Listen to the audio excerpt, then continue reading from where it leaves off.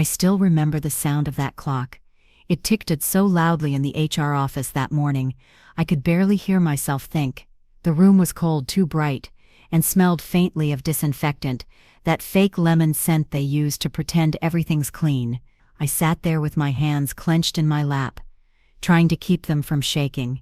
I'd never reported anyone before, and certainly not a man who had power over my job. My stomach was in knots. My throat felt like sandpaper. Across from me, the HR manager adjusted her glasses, pretending to read through some papers. She hadn't asked me how I was doing. She hadn't even looked me in the eyes yet.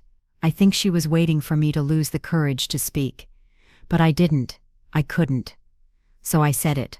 I need to report something about my manager. She finally looked up. Her face didn't change. Just that polite, unreadable mask HR people wear when they already know how the story ends. "Okay," she said. "What exactly happened?" And that was it. The question that broke me. Because how do you describe a nightmare that looks normal from the outside? I told her about the morning he called me into his office early, before anyone else came in, how he said he wanted to discuss my performance, how his tone sounded friendly at first, until it didn't. I told her how close he stood when he spoke, how he laughed when I stepped back, how every accidental touch stopped feeling accidental after the second week. I didn't cry, not yet. I just talked, word after word, like if I kept going, maybe she'd understand. I told her about the late-night messages, the ones that started with urgent updates and ended with comments about my clothes, about how he called me kiddo in front of the team, but sweetheart when we were alone, about how I started wearing baggy sweaters just to disappear.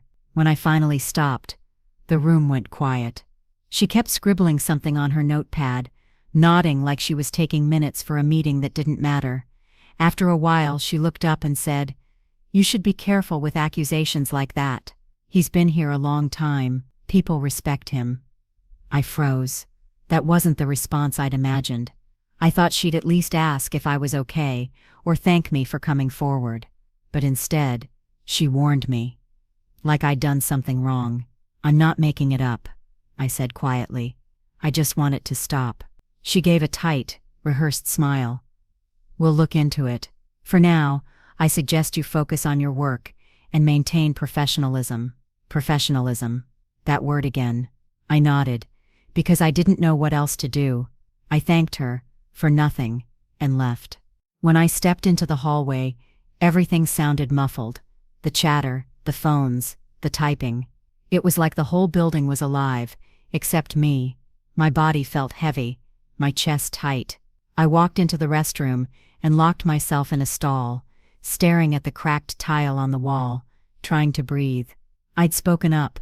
I'd done what everyone says you should do, and somehow, I felt smaller than I ever had before. That day, I realized something no one ever tells you, that when a powerful man crosses a line, the system doesn't see him as the problem. It sees you as the risk. And as I sat there in that bathroom stall, shaking, I made myself a promise. If they weren't going to listen to me quietly, I was going to make them listen loudly. The next morning, I came in early, hoping no one would notice me. I wanted to slide into my seat, bury myself in emails, and pretend yesterday never happened. But the office had changed overnight. Or maybe I had. People who usually greeted me with smiles suddenly looked away when I walked past. Conversations paused mid-sentence.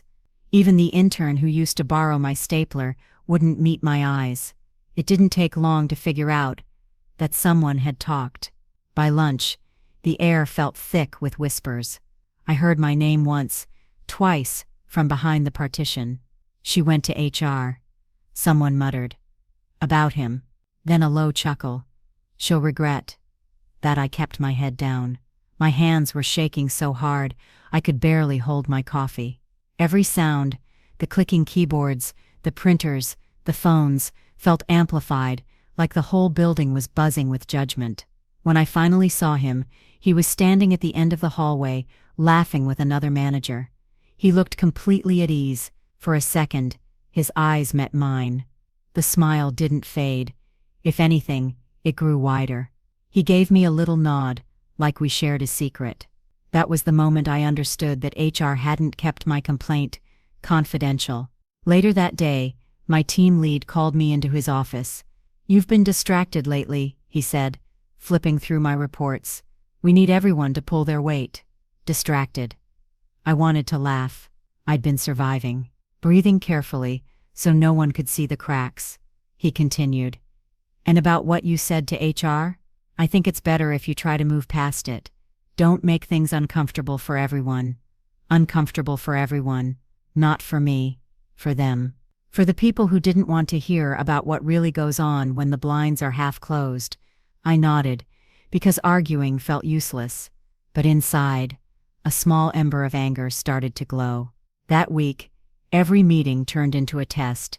My ideas were ignored until someone else repeated them. My schedule was suddenly filled with impossible tasks. I started getting emails from him. Short, clipped messages about performance issues that had never existed before. By Friday, I was staying late every night just to keep up. The office emptied out around 8, leaving me alone with the flicker of fluorescent lights and the hum of the air conditioner. Sometimes, I'd catch myself staring at the HR email draft I'd saved on my desktop. I'd written it after our meeting. Half apology, half plea. Maybe I overreacted. Maybe I misunderstood. I never sent it, but I read it often, like a reminder of how easily guilt creeps in when you're trying to survive. Then one night, I found a note on my desk. No name, no signature, just 2 lines, written in block letters. "Be smart. He's untouchable." My hands went cold. I looked around the empty office, half expecting someone to step out from behind the cubicles, but there was no one. Just the buzzing lights and that folded piece of paper that said everything no one else dared to say. That weekend, I didn't sleep. I thought about quitting, about disappearing, about how unfair it was that telling the truth could make your life smaller instead of bigger. But every time I packed the thought away, I saw his smile in that hallway, that quiet confidence that said, "You won't do anything." So I decided I would. I didn't know what doing something meant yet, but I promised myself I'd find out. The following Monday, I walked into the office a few minutes late on purpose. Heads turned. I felt the tension pulse through the room. My boss was standing by the window, sipping coffee.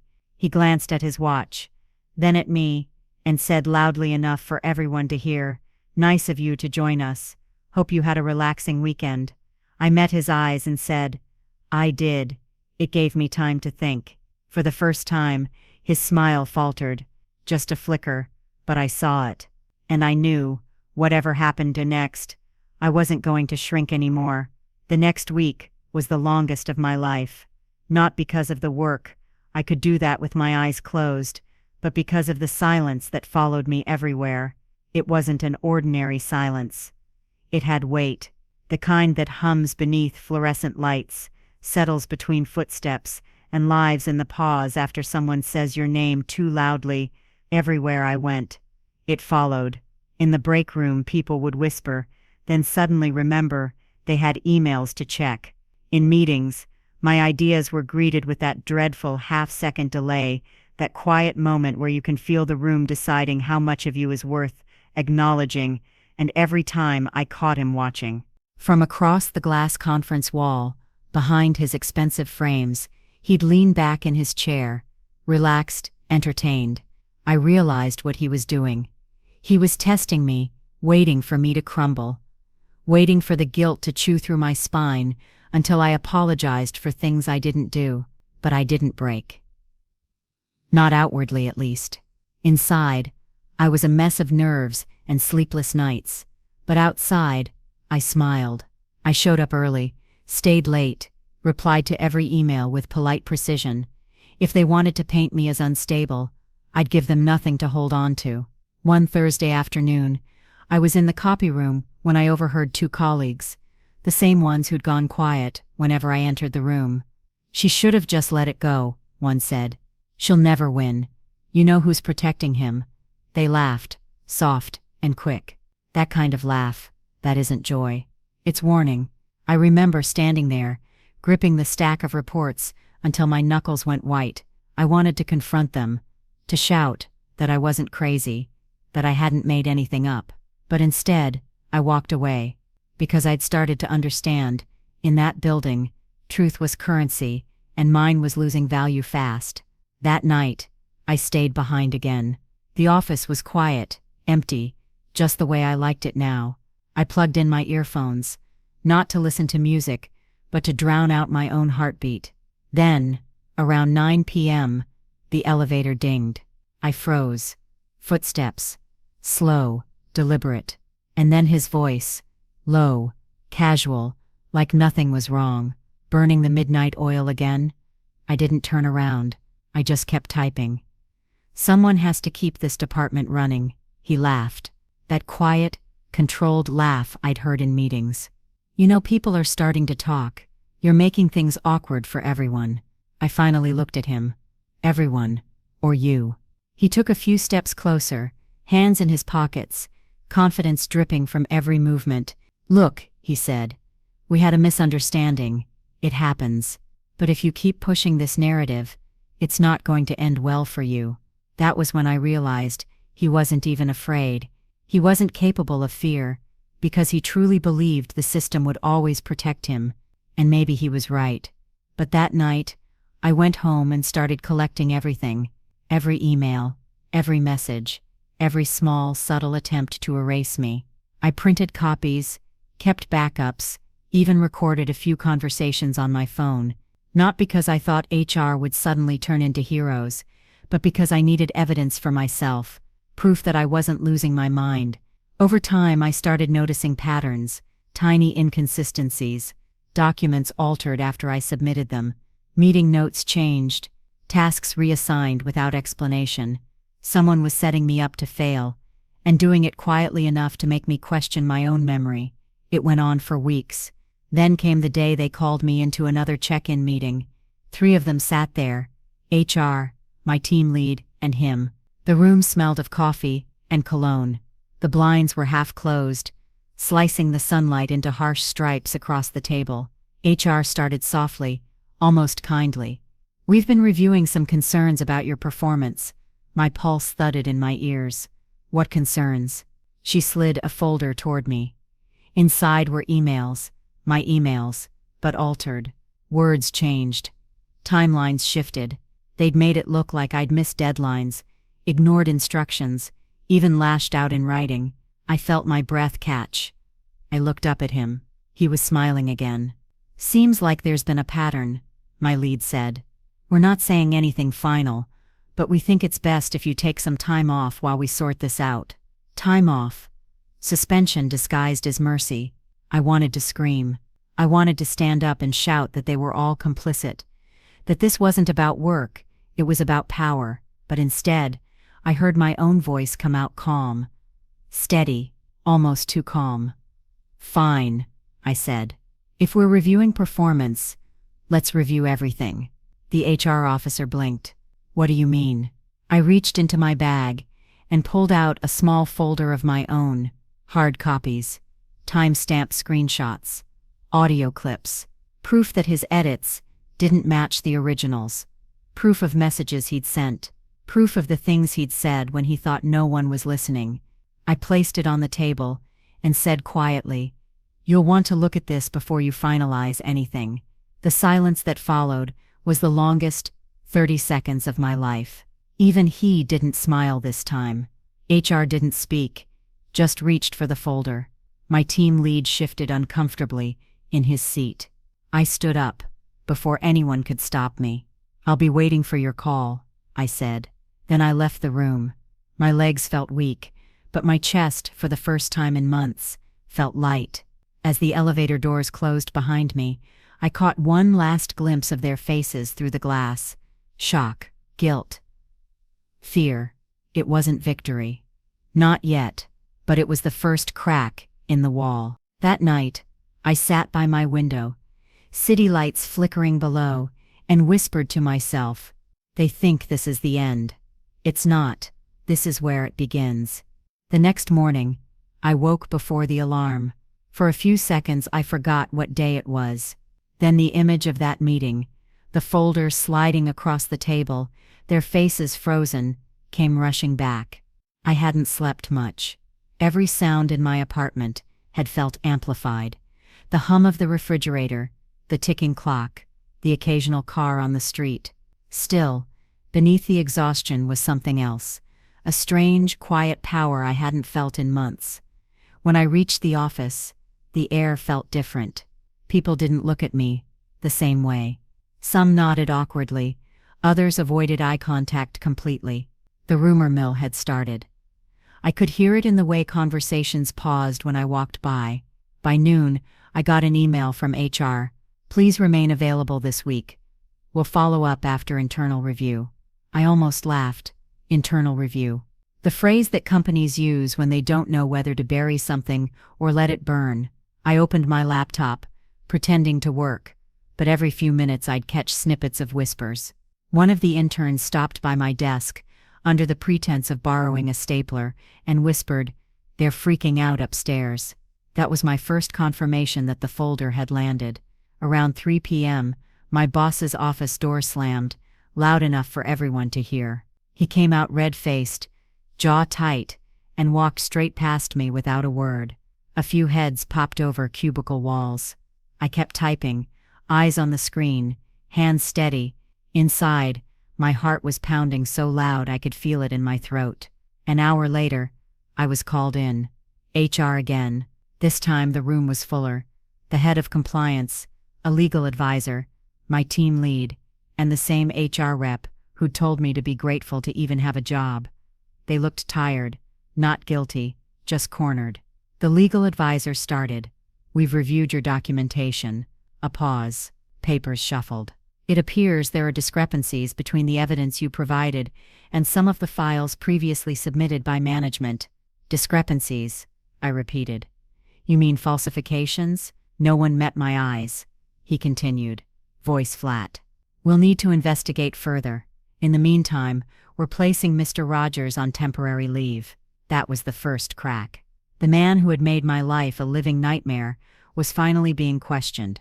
But relief didn't come, because part of me knew this wasn't the end. It was the start of a different kind of fight. The next few days blurred together. He was gone from the building, but the system he'd built, the web of silence and fear, was still alive.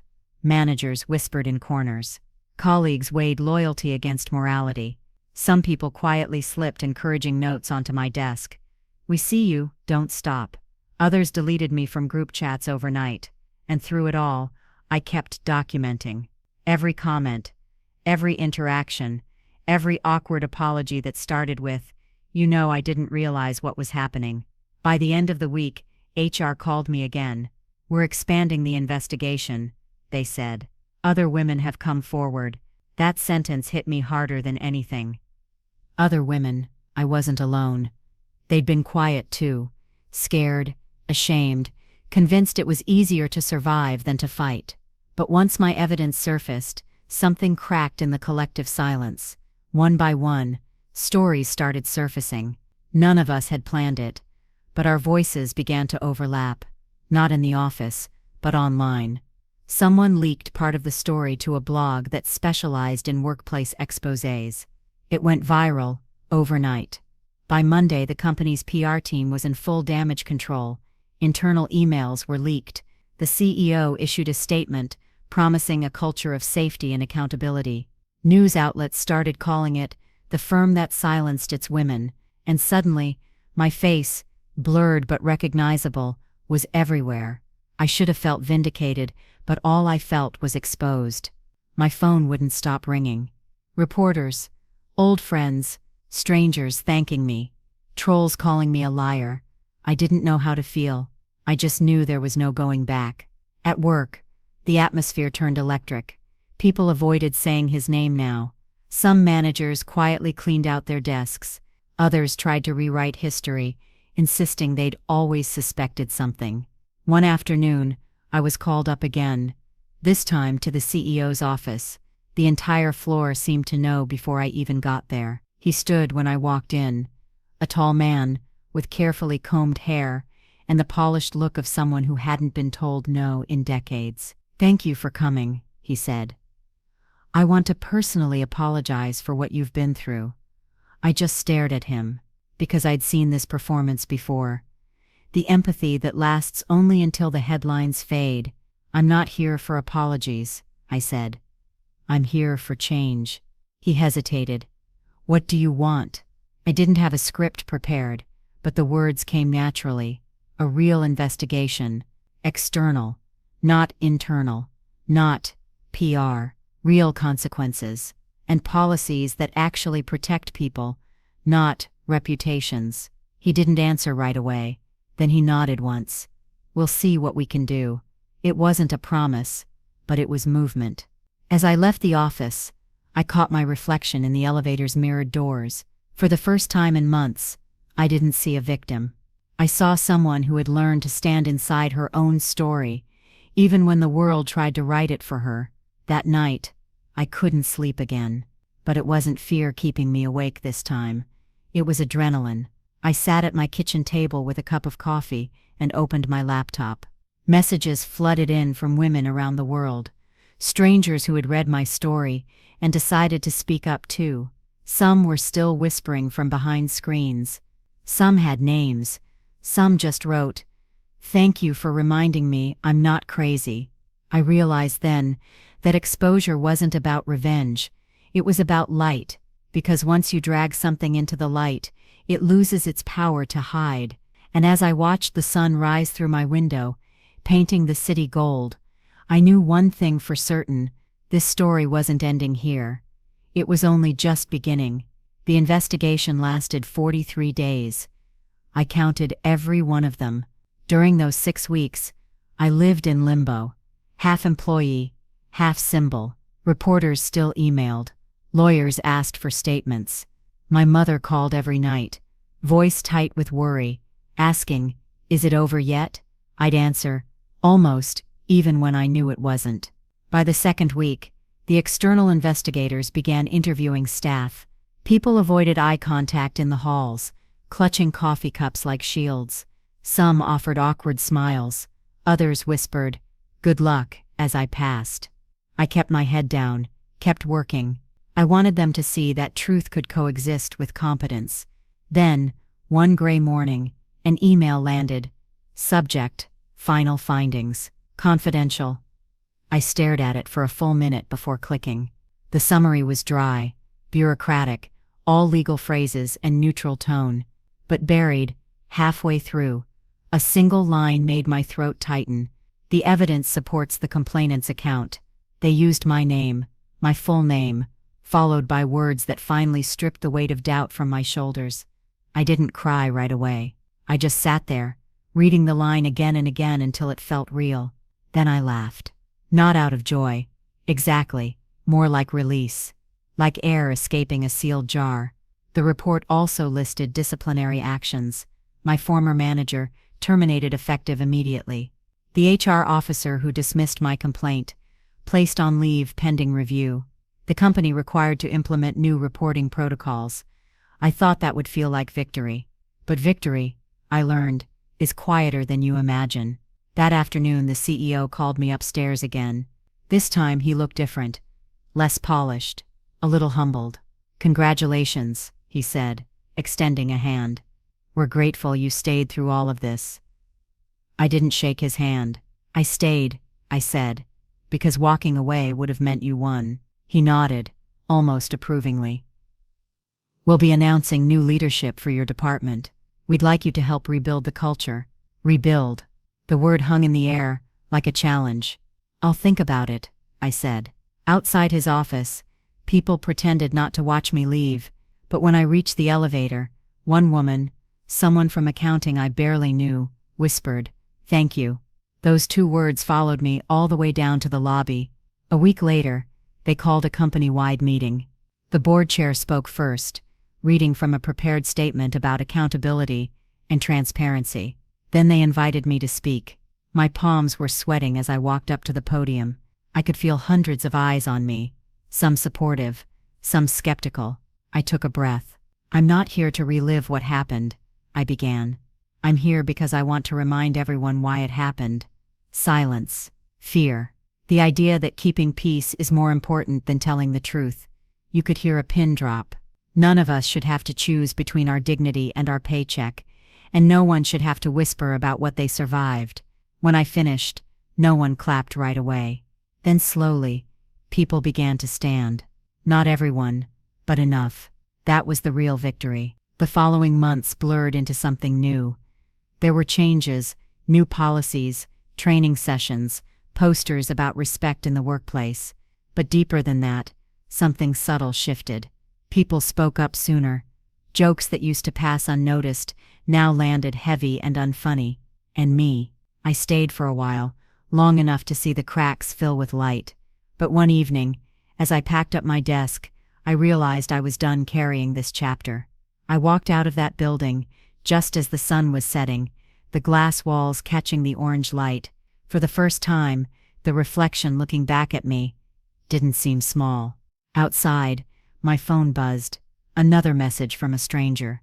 Because of you, I reported mine too. I stopped walking. The city noise around me faded, and I let the moment sink in. This was what healing looked like. Not erasing the past, but owning it so fully that it couldn't be used against me anymore. I typed back, "You're not alone. None of us ever were." Then I put the phone away, took a deep breath, and kept walking toward the streetlights. The story that had almost broken me had turned into something else entirely, a voice echoing louder than any boardroom could silence. And that's where it ends, or maybe where it finally begins. Not with revenge, with freedom.